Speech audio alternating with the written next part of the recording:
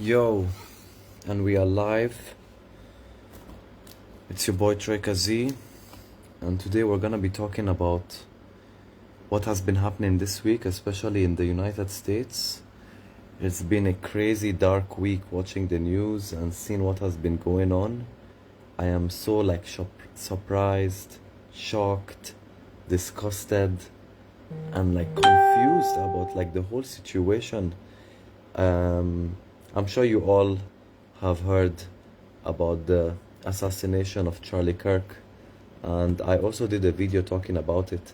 And whether you support the person or you don't support his views, if anyone doesn't agree that what has happened to him was terrible, then there is something evil about you, because no matter what the person has done, no one deserves to get shot like that for speaking their mind and expressing their opinions and practicing their freedom of speech.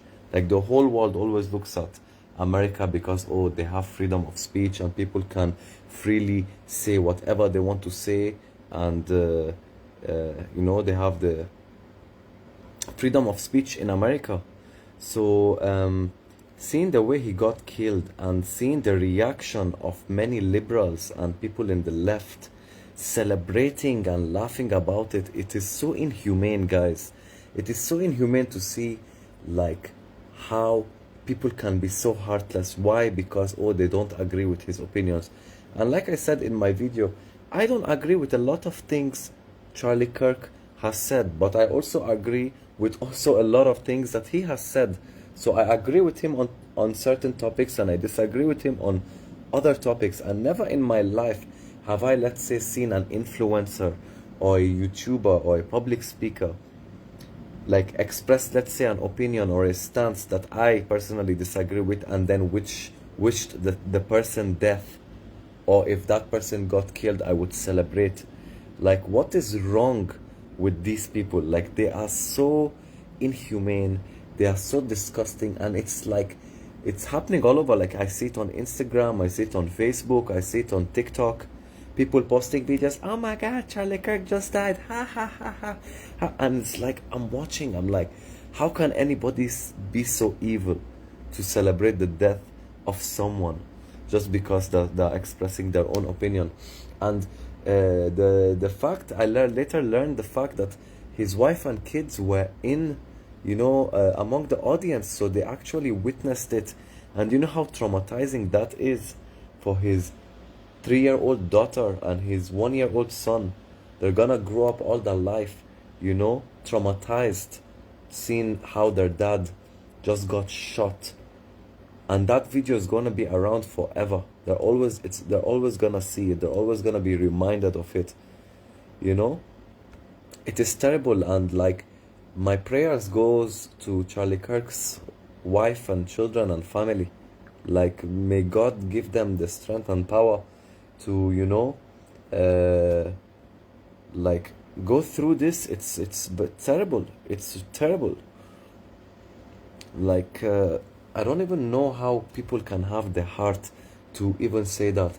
And this week is not only Charlie Kirk, is also the Ukrainian immigrant that got stabbed in the middle of the bus for no reason whatsoever. And then the guy, after I stabbed, I was like, oh, I got the white woman. It's they're now blatantly showing their true colors and how evil they are, and the amount of hatred that is inside them. So you are inside a bus and you see a white woman minding her own business. It's not at first when I heard the story, I was like, okay, was there an argument between them? Do they know each other? Did they date each other? No, nothing. The guy doesn't know her, she doesn't know him. She's sitting in the bus minding her own business, and he just decided to pull out a knife and just start stabbing her until the girl died. And the girl spent the last minutes of her life in confusion and so shocked and confused, what the hell is this? Why did he do this? What did I do to deserve this? The girl literally ran away from her country to escape war and to escape death. She ran away from the Ukraine to escape her life being in danger, and then she came to the United States, and then she couldn't escape death. It's so like this has been a very dark week for the United States, and watching it, and it's like the whole world is watching it. Like, don't think that it's just the Americans that are watching it. Everybody is watching it, and everyone is so confused and saying like, what the hell is going on? Like, how is this even happening? Especially like with Charlie Kirk.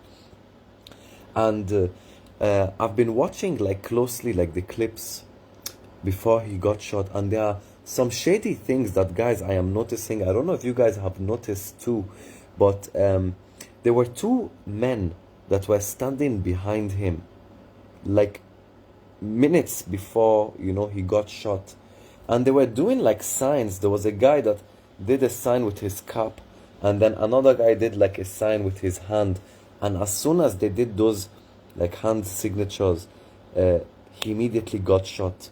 And a lot of like conspiracy theories are coming out where this is very like, it's very possible that this was an inside job, like, and it was planned. Because not only that, there is a book that was published on Amazon a day before he got shot, and the book title is called The Shooting of Charlie Kirk, and this was published a day before the incident of Charlie Kirk. And a lot of people are confused. It's like, how the hell would they do a book and publish it a day before his death?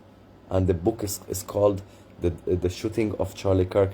And then the publisher who published the book on Amazon tried to re-edit the date, but like in the history of Amazon, like you can see the edits. So they changed it from the date 9th of September to the 11th of September, but it was already too late. People had already screenshotted it and posted about it, and were saying like, oh, there is something super fishy. How the hell was this book published a day before he was killed?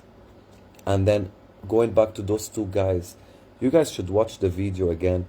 There is two men standing behind him.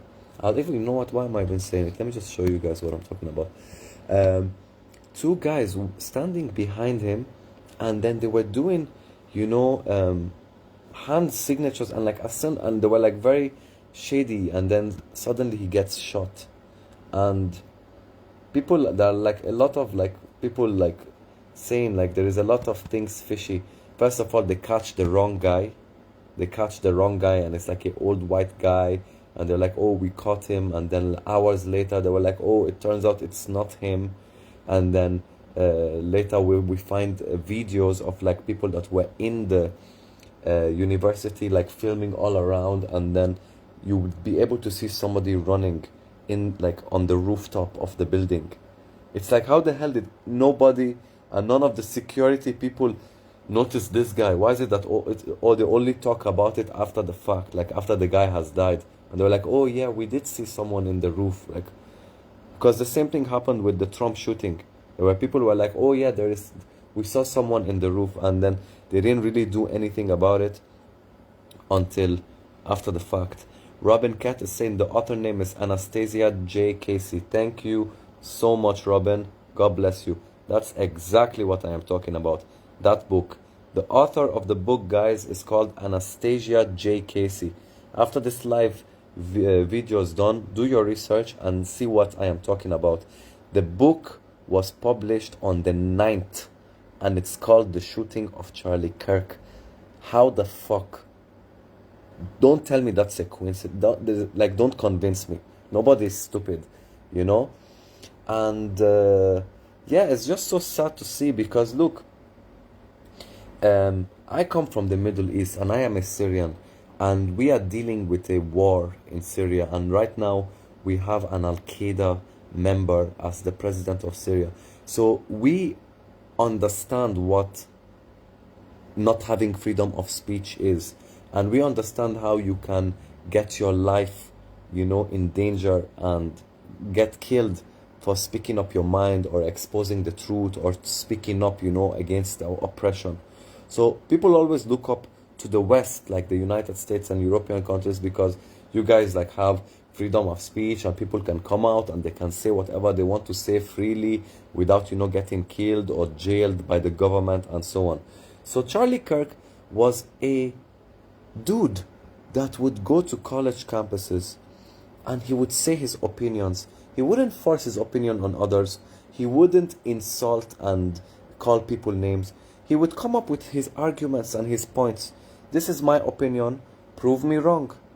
He has his stance on politics. He has his stance on abortion. He has his stance on gun control. He has his stance on the gender community. He has his stance on different topics, just like every other normal human being, you know. And what he's saying is, this is my point, and every person in the audience, regardless whether he's a liberal or a Republican or a Democrat or or whatever, you have the chance to hold the mic and speak up. You have time. You can challenge me. And if you come up with better arguments, you would win.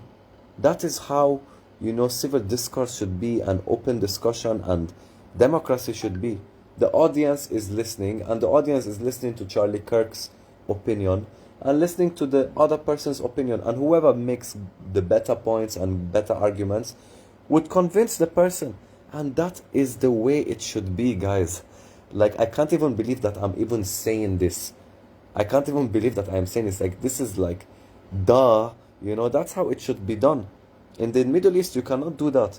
If you go now in Syria in the middle of the square and you say, oh, fuck Al-Qaeda and fuck the Syrian, they'll immediately kill you. They'll behead you in front of everybody. We don't have freedom of speech. You know, if you're in Afghanistan, you think you can go out and talk shit about the Taliban? They would immediately murder you. You think women in the Taliban can go out and wear whatever they want and say whatever they want? They are forced to cover their body from head to toe. Women don't even have the right to go to university in Afghanistan. That is real oppression, and that is something a lot of liberals don't understand. They don't understand. It's like, you guys are so spoilt. You guys are so...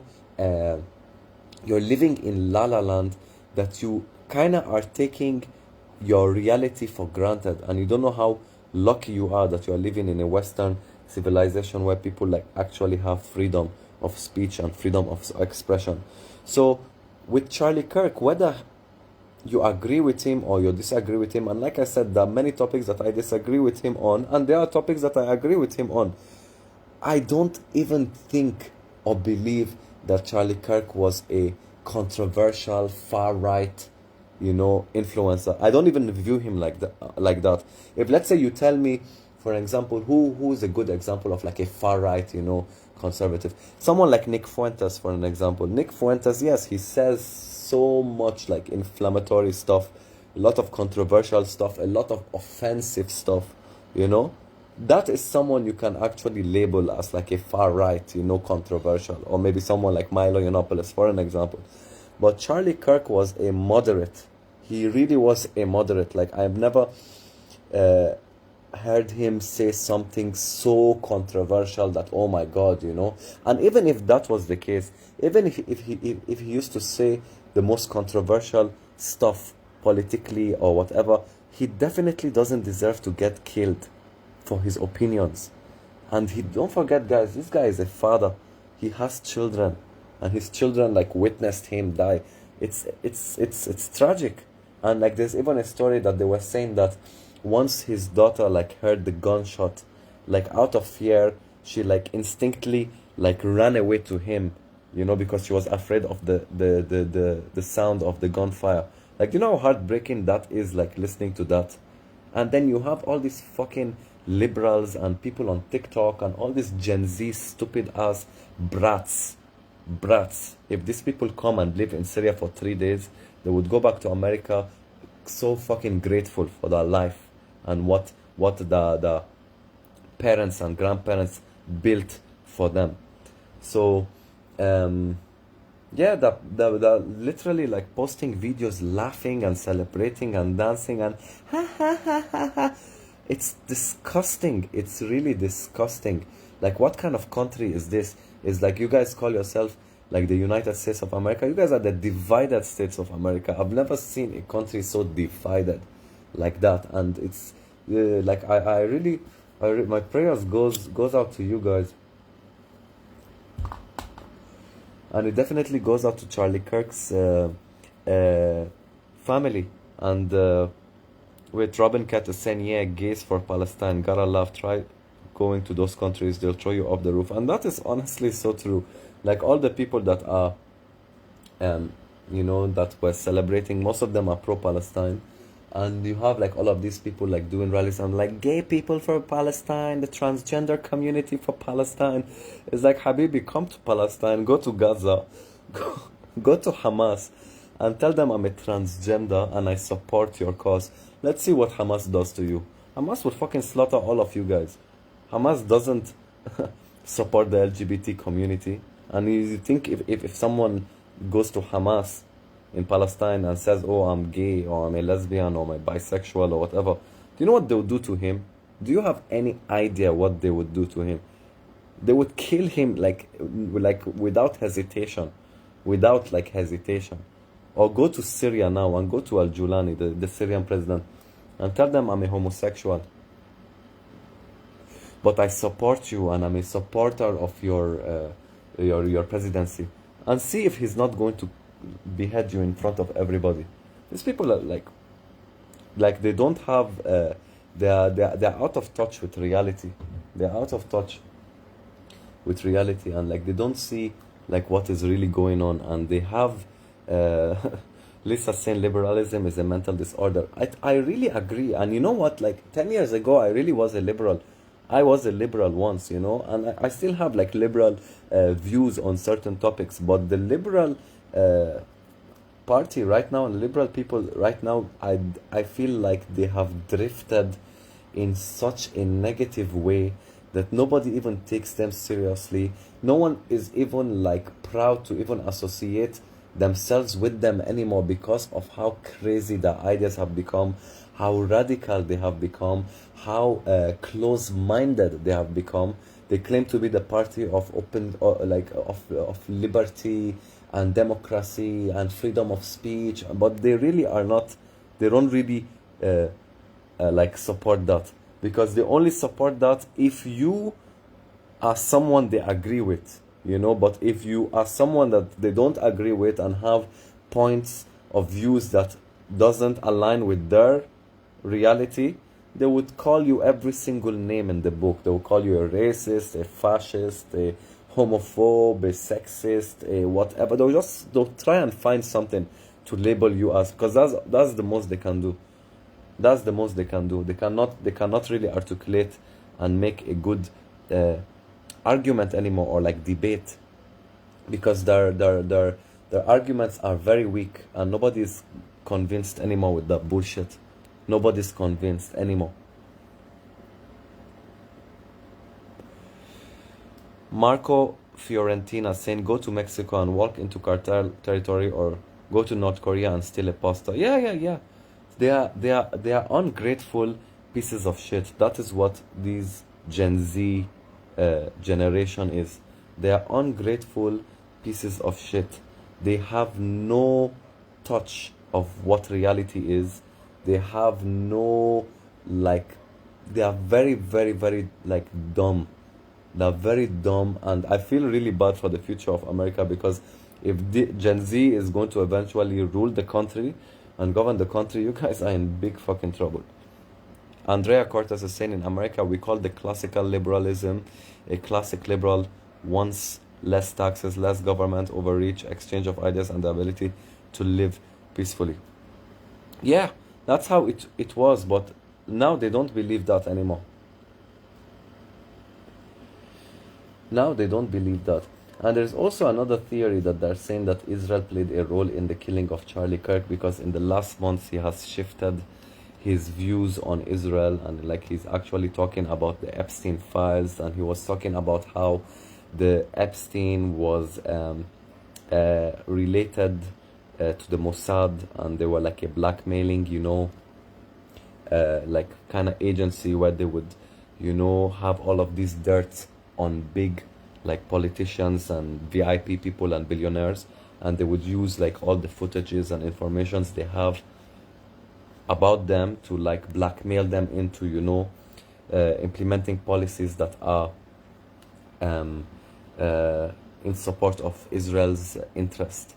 And he actually said that, and he also spoke about, you know, how like the Jews control the media and stuff. So there's also a theory saying that that's also one of the, could be one of the reasons how like he got killed. And there are just a lot of like facts that are just coming up right now, and a lot of people are just like confused, like what the hell is really going on. And I think the truth will eventually come out.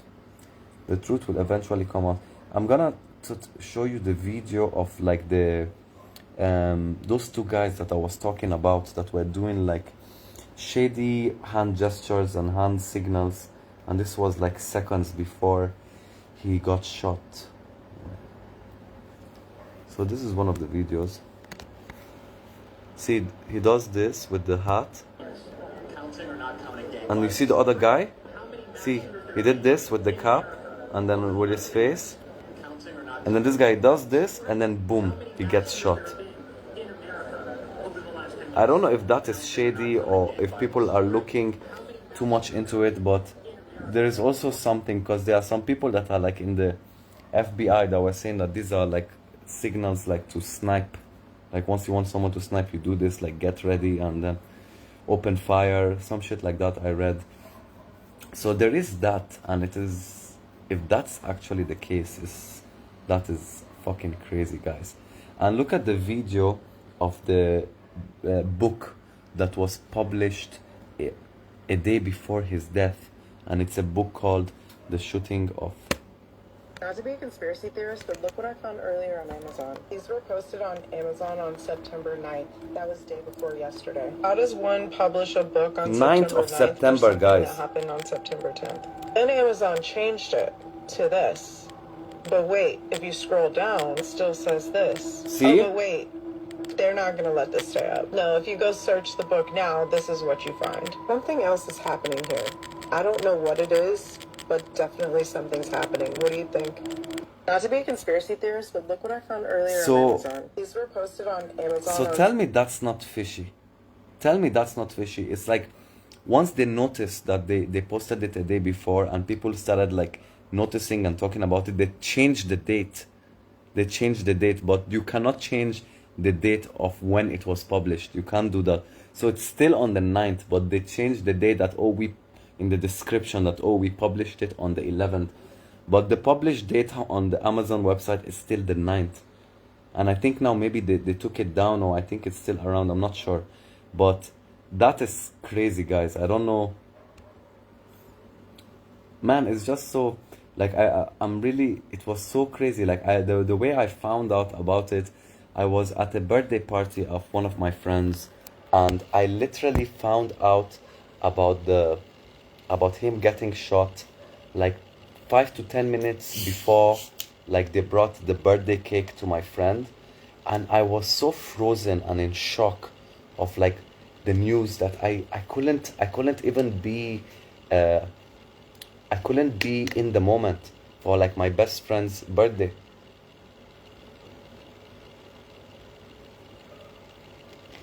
It's like everyone was singing happy birthday, and like me, I was like, I can't believe it.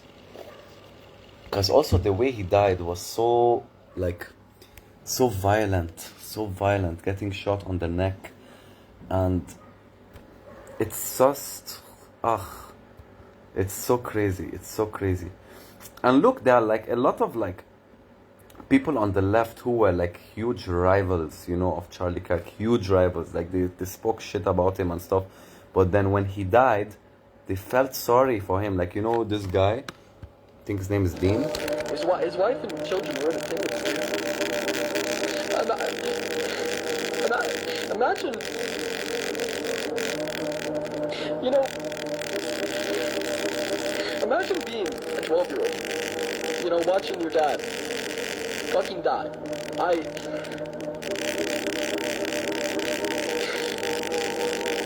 Nobody. Nobody deserves that. Not even Charlie. See, like you still have people that like have like humanity in their heart, because we can disagree. We can disagree on many topics, but that doesn't mean we should wish death on each other. Like, some people are pro-life, some people support abortion. That's fine, okay? You make your points, I make my points, and whoever gets convinced gets convinced. If you're pro-gun, and then people, speaking of pro-gun, so people were talking about, oh, you know, this is a big example that we need to get rid of guns, and it's like, stop trying to always take it back to that fucking argument, because if you make guns illegal completely in America, that's not going to stop the criminals from getting guns in the black market. Like, that is not a solution. If you really think, oh, we need to ban all guns, oh, that's the solution, that is not the solution. Drugs are illegal. Cocaine is illegal everywhere. But are you telling me people cannot go talk to a drug dealer and get cocaine? They can. So that's not going to stop the problem. And with this Ukrainian immigrant, was she killed by a gun? No, she was killed by a knife. So if somebody is a fucking mentally ill, a criminal, him not having access to a gun is not gonna stop him from committing crimes. So it's not really a solution to ban guns. And like me personally, I told you guys before why I think citizens should own guns. It's not because I want people to shoot each other. Of course not. In an ideal world, I wish nobody owns guns. I wish even guns didn't even exist. But we live in reality. We live in reality, and there are bad people around. Don't think everyone is good and peaceful like us. There are people that are criminals. There are people that are mentally, retarded. There are people that are, violent people. So if you ban guns and they don't have guns, they're going to find a knife. If you ban knives, they're going to find a stick. If you don't find a stick, they're going to choke you. If a criminal wants to commit murder, he will find a way. So saying that, oh, we need to ban guns and that's the solution, that's a very stupid, like argument. Because I'm gonna tell you one of the main reasons. So look, in America, they say, like the founding fathers, when they were talking about, the Second Amendment and like owning guns and stuff, the main reason they wanted the American people to own guns is mainly so that in the future, if you're ever in rule by a tyrannical government, the American people can hold guns and stand up and overthrow the tyranny, So look at most of the people that like have committed massacres, governments. The first thing they did is take away the guns from all the people's hands. And then when they started massacring the people couldn't defend themselves from the government. And then going back on a personal thing that I witnessed, because before the war in Syria, I used to say everyone should not own guns. But then after I experienced more than 10 years of living in a war zone in Syria, I noticed why it is important. Like, this is the biggest example, okay? So when al-Shara al-Julani, the new Syrian Al-Qaeda president, took power, he came out and he was promising the Syrian people peace and unity, and we're all going to live peacefully and, listen to the Beatles. And then what he did, he went to the Alawites and the Christians and he told them, give us your guns, because you know what, now there's a new government forming, there's a new army forming, so we're gonna take away the guns from the hands of all the people, and don't worry, we are going to protect you all. There's a new government, there's a new army, and let's do this. So the Alawites in the north gave away all their guns. The Christians also gave away their guns. What was the first thing he did? The first thing they did was started slaughtering the Alawites in the city of Latakia and the city of Tartus. And you guys, if you're not familiar with what I'm saying, just research it. Just research the massacre of the Alawites in Syria 2025. Just write that. And same thing with the Christians. On the other hand, the Druze community, which is in the south, they didn't agree to give away their guns. And they were like, we're gonna hold on to our guns until we see what you're gonna do, until we see how you're gonna rule the country. And if we like what we see, then we can talk about, giving away the guns. the Druze community didn't give away their guns. So after Al-Julani was done massacring the Christians and the Alawites in the north, it came turn to the Druze. You know, everybody that's not Muslim, you know, is a sinner to them. So they wanted to kill all of us. So they tried to enter the city of Sweda to start killing the Druze. And the Druze, even though a lot of the Druze died, but the Druze community was able to kill a lot of the Al-Qaeda fighters that were trying to enter the city of Sweda. Why? Because they had guns. And then even the Al-Qaeda government, they started like thinking twice before trying to enter the city of Sweda, because they are aware that, oh, these people have guns. I'll give you another example that also I witnessed, like in Syria. So when Assad was still the president of Syria, there is two ancient Christian towns in Damascus countryside, okay? The first town is called Saydnaya. The second town is called Malula, okay? So when Al-Qaeda and ISIS were like, you know, dominating the majority of Syrian lands, the Syrian government went to these two ancient Christian towns and they told them, listen, we have a lot on our hands and we're not able to, you know, protect everybody all at once. You know, we have limited, you know, soldiers, we have limited capabilities and so on. So what we are gonna do, we're gonna give you guys guns so that in case ISIS tries to enter your Christian town, at least you guys will be able to defend yourself from ISIS until we are able to maybe come and help or whatever. So the first town, which is called Saydnaya, agreed and took the guns from the Syrian government for them to defend themselves from ISIS in case ISIS attacks. The second Christian town, which is Malula, which is the town of my grandma, may her soul rest in peace, they didn't agree to take the guns, and they were saying, no, we are Christians, and our Lord Jesus, you know, taught us to not, you know, do violence and to not kill and to always give the other cheek, and we will pray for them and we would, you know, show them love, and hopefully no violence will happen, okay? So then the Syrian government was like, okay, as you like. Then after like a couple of days, ISIS reached their towns. ISIS entered my grandma's town, who didn't take the guns, and massacred a lot of Christians. And one of them was my dad's cousin. They killed him in church. They burned churches, they broke temples, they did the most horrific stuff to the Christians of Syria in Malula. Like horrific, horrendous, violent, evil stuff. Then they tried to do the same thing to Saydnaya. But because Saydnaya Christians were armed and had guns, they were able to prevent them from entering their town and prevent them from massacring them the same way they massacred the Christians of Malula. So this is my point, and this is why I later on changed my mind on my thoughts on guns, because like I witnessed what happened to my country and how the people that had guns were able to defend their family and their children and their land from the evil people, and the people who didn't have guns got massacred and slaughtered and were helpless. Unfortunately, this is the world we live in. You know, in an ideal world, no one would kill anybody, no one would attack anybody, no one would oppress anybody, and no one would get murdered. That's on an ideal world.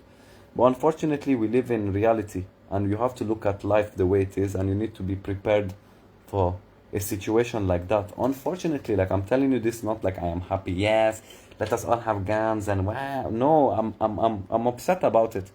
Obviously, I don't want to see anybody get killed. I don't want to see anybody get murdered. I don't want an innocent person to die for no reason. Why would any person with a heart support that? Obviously, no one would support that, but this is the reality we live in, unfortunately. But go and try and convince this talk to the Gen Zs of America. They will not understand. They'll go and call me, oh, you're a transphobe, you're a fascist, you're a Nazi, you're a racist, you're a whatever. That's what they'll go and tell me, because I've heard that's stupid. You cannot communicate with them, because these colleges and the education system in America and the media, they have trained this new generation to be a bunch of stupid, ignorant brats that are easily offended. Everything is a trigger. Oh, I need to go to my safe space because, oh, your words just hurted my vagina. And it is ridiculous. It is ridiculous. Like me, the way my parents raised me is that if somebody says something offensive to you, say something offensive back to him. If somebody insults you, insult him back. If somebody hits you, hit him back. My dad didn't tell me, oh, if somebody hits you, go and run to your safe space and write a fucking article about it on Facebook and try to cancel the person. You know, like they raised me to be a man. They didn't raise me to be a sissy boy, you know. So it's just so unfortunate. And now they're saying that in the United States they caught the killer, and like they're doing an investigation.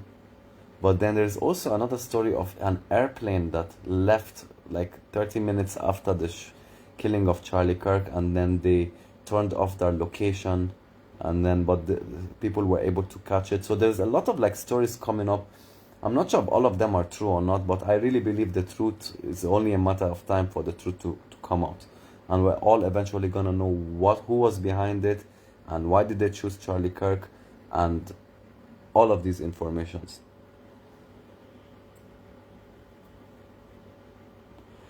Catherine is saying, Treka, you are so intelligent and well-read. I have been following the news out of Syria. Thank you so much, Catherine. Andrea saying, I am Gen X. Our rule was to be twice as funny as you are offensive. Yes, exactly. Like that's how we should raise our children. We should not raise our children to be weak and to be easily offended and easily triggered and, oh my God, my safe space. Like what kind of fucking, you know, like if my son was like that, I would kick him out of my house. I would not be proud of him. I was like, bro, I survived ISIS and Al-Qaeda, and I survived the war in Syria. For you to start crying and getting triggered over words on the internet, you cannot communicate. Words are hurting your feelings. Did I give birth to a man or to a woman? What the hell is this bullshit? Catherine is saying, you are smart. You are so smart to explain how your views evolved. When you are willing to look at new facts, you have an open mind. Yes, obviously. People change, people mature, people evolve, people have different perspective, and obviously every time you are, you know, presented with new information, you would only be a dumb person if you hold on to your old opinions, because when you have new proof and new information, you need to adapt and you need to learn and you need to adjust. That's how it should be. Scott was saying, efforts underway here to ban transvestites from owning guns involve unconstitutional suspension of the right to privacy, the right to face your accuser in court, and the right to... I didn't hear about that. Linda Bazar is saying, Treka, you are spot on regarding America. Yeah, a lot of people tell me, like, are you sure you don't live in the United States? You're so informed about how things are done in America. It's like, yeah. Like I became interested in American politics because it happened when the war in Syria happened, because I later learned that America's foreign policy is very important because it directly affected my country and myself and my people. So I started watching a lot of American politics to like kind of figure out what is gonna happen next, you know, to my country. Because it all started with Obama funding ISIS and Al-Qaeda in Syria, while he was lying to the American people, telling them that, oh, we are funding moderate rebels and freedom fighters. Like that was the first lie. So then when Obama's presidency finished and it was between Hillary Clinton and Donald Trump, I definitely didn't want Hillary Clinton to be president because I knew she would be a continuation of Obama's destructive foreign policy. So I was with Trump against Hillary Clinton. But even now, my stances on Donald Trump are changing, because I am like noticing how he really is now controlled. He's no longer the person he was. Like the first sign was this whole Epstein thing. He ran his whole campaign saying, oh, once I become president, the first thing I'm gonna do is, you know, release the Epstein files and expose all of these pedophiles and whatever.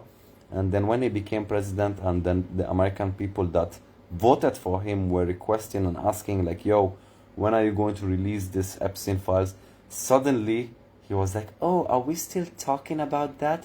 Come on, like, move on, guys. It's like, bitch, you've been talking about it for the last 2 years, you and your children and JD Vance, and you're talking to your supporters, and you promised all your supporters that you would release it, and now suddenly when you became president, you're saying, oh, what, are we still talking about that creep, Jeffrey Epstein? Is like, bro, you used to hang out with him. We've seen videos of you dancing and partying with him. So I think what happened was that once the Epstein list came out and he saw who were the names and who were the people that were involved, I think they are either people that are close to him, or he knows that if these names are gonna get released, like, the whole country is going to collapse, because there is a lot of like powerful people in the American government that were in the Epstein list, and there were a lot of people in Israel that were involved in the whole Epstein thing.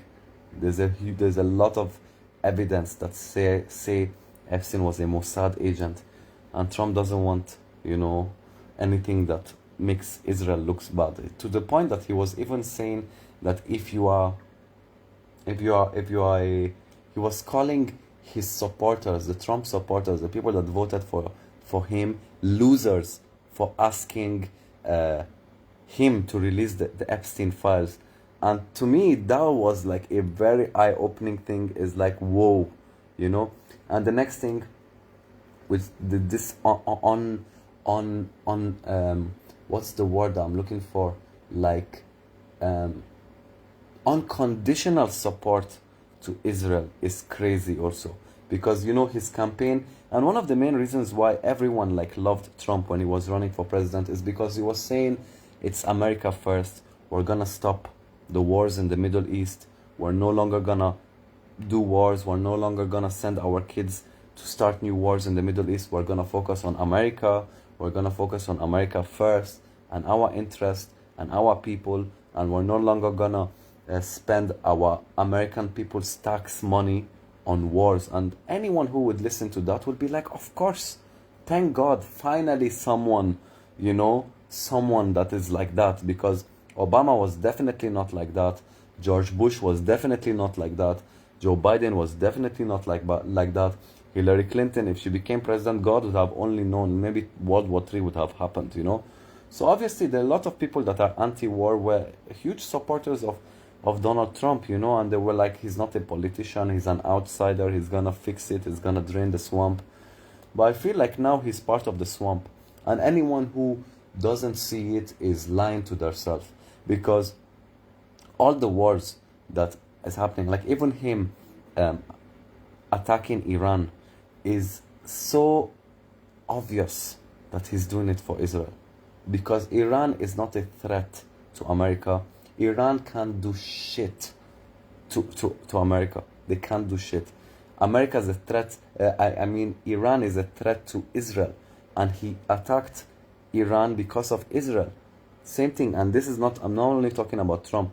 Like most of the wars that America has done in the Middle East was because Israel wanted them to do it. Like there are videos of Netanyahu in America trying to push the American government to start a war with Saddam Hussein. He kept on pushing it. Oh, we need to start a war. We need to start a war with Iraq. And he has weapons of mass destruction, and I have proof, and whatever. And I promise you, as soon as we overthrow Saddam, there will be peace in the Middle East, and all of that bullshit. Then George Bush said, you know what, okay, after September 11, they went and they attacked Iraq, they destroyed the whole country, killed millions, cost millions of refugees, killed Saddam Hussein, and then created a whole terrorist swamp in that country. And look, was there peace in the Middle East? Iraq till now, they still have terrorism and problems. And this is what we're talking about, 2003. You know? Same thing with Syria. When America started attacking Syria. When Obama attacked Syria. Like, why? is Syria a threat to America? The majority of Americans can't even find Syria on a map. But it's because Assad was also against Israel, and he was like an enemy to Israel. And one of the main reasons is because Israel occupied an area called the Golan Heights, which is a Syrian land. And that's one of the reasons why there is a dispute between Assad and Syria and Israel, because we wanted our land back. So then they look at them, they overthrew Assad, and now what's happening in Syria? An Al-Qaeda member is the president of of Syria. Afghanistan, they were like, oh, Osama bin Laden, Osama bin Laden. They attacked Afghanistan, destroyed the country, stole the opium, stole the oil, did all of this. And then Joe Biden, when he decided to withdraw, because the American people kept on pressuring him to withdraw, what did this fucking government do? They went and withdrew from Afghanistan, leaving them all the American weapons and airplanes and machines and tanks and devices and stuff. And then as soon as America left, who took over? The Taliban. And then when the Taliban in Afghanistan took over, they slaughtered half of the country. They oppressed women. Women are now only allowed to wear the burqa. The eyes are not even allowed to show. Women can't work. Women can't go to universities, cannot have an education. So these are all facts, and a lot of people are like finding it hard to accept, because like they kind of feel like they were cheated. Because even with Trump with the vaccines, at first he was like, oh, I'm against the vaccines and stuff, and then he was pushing vaccines more than even Obama was pushing vaccines. So I feel like it's either one of the two. Either he lied to everybody, or either he actually wanted to drain the swamp, but then he couldn't. It's too much power. And maybe that assassination attempt was what made him change his whole demeanor, because he was like, yo, these people can kill me at any time, so let me just, do whatever they want to do. They want me to attack, to support them in destroying the whole of Palestine. Okay, you have the green light. You want me to attack Iran? Yes, let me attack Iran. Israel this week alone, guys, you can do this research. Israel this week attacked Syria, attacked Lebanon, attacked Palestine, attacked Yemen, and attacked Qatar. 5 countries in 7 days. 5 countries in 7 days. They just attacked. And every time you ask them, oh, Hamas. Oh, Hamas was in Qatar. Oh, Hamas, Yemen are supporting Hamas. Oh, Syria because, like, come on. Like, they need to also, like, stop committing all of these crimes. Like, nobody, there's gonna reach a point where the whole world won't support Israel anymore, So this is what has been happening, guys, and these are like my thoughts, and these are like my honest thoughts, and I'm gonna continue doing videos, and I'm gonna continue speaking up my mind and telling you guys what is going on, because I feel like right now in America the situation is very, very, very, very like dark, and if people don't really like take care, there might be like a civil war. Like, people, like, trust me, the conservatives and the Republicans are the ones that own the guns. If these people go crazy and lose their mind, the liberals and Democrats will be done. Like, imagine who's going to win in a fight between the rednecks and the cowboys and the gun owners against who? The gender fluid pansexuals. Who's gonna win that fight? So, like, I mean, obviously, I don't wish that happens. I don't wish death on anybody, and I wish there would be peace all around the world, and I wish we can all coexist. And to see that now in America you guys have lost your freedom of speech is crazy. People are getting cancelled for speaking up their mind. If somebody speaks out against like what Israel is doing to Palestinians, some people are losing their jobs or they're getting deported. If people are criticizing, look at Charlie Kirk, for example, because he said some controversial stuff, like there's only 2 genders, and a transgender woman is not a woman. That's why they think they can just shoot him because he shared these opinions. Whether you agree with them or you don't agree with them, nobody should get killed because of their opinions. It's fucking America, for crying out loud. Like, you guys fucking created freedom of speech. You guys created democracy and all of this. And people used to look up to America like the greatest country in the world, like the best inventions and best society and best music and best entertainment and best. It's like, you guys are slowly losing it. You guys are slowly becoming like a communist country if you guys don't, you know, take care.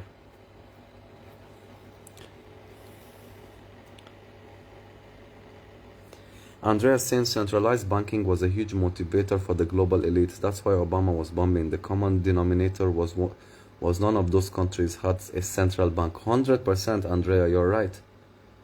Just my theory. The Rothschilds want to own all the money. You're 100% right. Syria doesn't have a central bank. Iran doesn't have a central bank. Iraq didn't have a central bank. A lot of these countries got attacked. You're right. Even Gaddafi with Libya, he wanted to change the currency to gold. And that was a huge threat to the American economy, that they had to take him out. And they would obviously always, like, you know, make a coup, like, oh, the people rebelled, and they tried to give him, you know, kick him out. But Hillary Clinton said it her own self. We came, we saw, he died. Ha ha ha ha ha.